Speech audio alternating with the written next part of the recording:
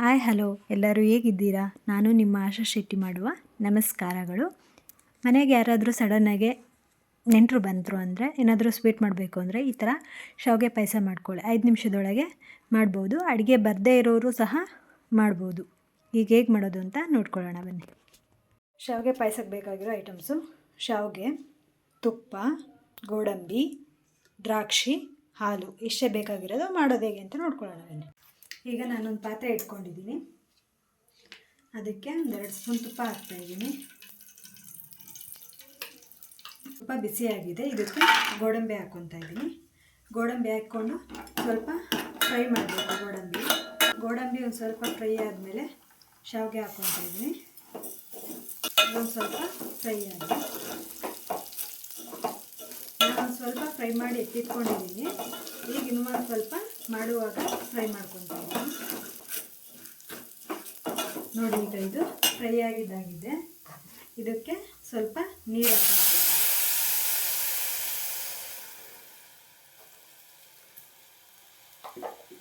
ಈ ಶಾವಿಗೆ ಮುಳುಗುವಷ್ಟು ನೀರು ಹಾಕ್ಕೊಂಡ್ರೆ ಸಾಕು. ಈ ನೀರಲ್ಲಿ ಇದು ಶಾವಿಗೆ ಸ್ವಲ್ಪ ಬೇಯ್ಕೋಬೇಕು. ನೋಡಿ, ಈಗ ಇದು ಚೆನ್ನಾಗಿ ಕುದೀತಾ ಇದೆ. ನೀರಲ್ಲೇ ಒಂದು ಸ್ವಲ್ಪ ಬೇಯಬೇಕಿದು. ನೋಡಿ,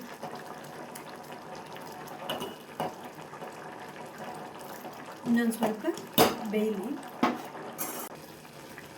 ನೋಡಿ, ಇದೀಗ 3/4 ಭಾಗ ಬೆಂದಿದೆ. ಇದಕ್ಕೆ ನಾನು ಸಕ್ಕರೆ ಆ್ಯಡ್ ಮಾಡ್ತಾಯಿದ್ದೀನಿ. ಸಕ್ಕರೆ ಒಂದು ಸ್ವಲ್ಪ ಕರಗಲಿ. ನೋಡಿ, ಈಗ ಇದು ಸಕ್ಕರೆ ಎಲ್ಲ ಕರಗಿದೆ. ಇದಕ್ಕೆ ನಾವು ಹಾಲು ಹಾಕ್ಕೊತಾ ಇದ್ದೀವಿ.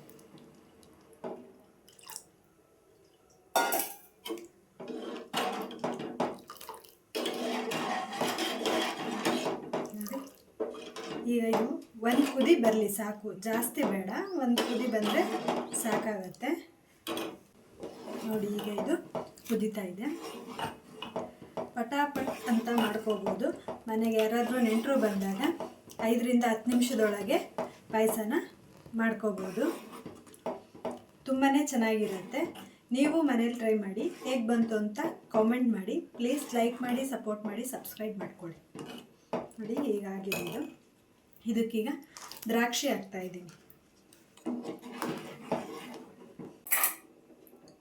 ಸ್ವಲ್ಪ ಏಲಕ್ಕಿ ಪುಡಿ ಹಾಕ್ತಾಯಿದ್ದೀನಿ.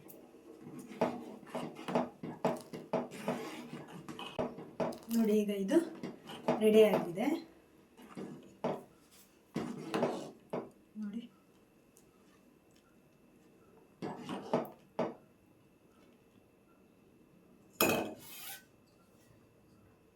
ನೋಡಿ, ನೀವು ಮನೇಲಿ ಟ್ರೈ ಮಾಡಿ. ಹೇಗೆ ಬಂತು ಅಂತ ಕಾಮೆಂಟ್ ಮಾಡಿ. Thank you.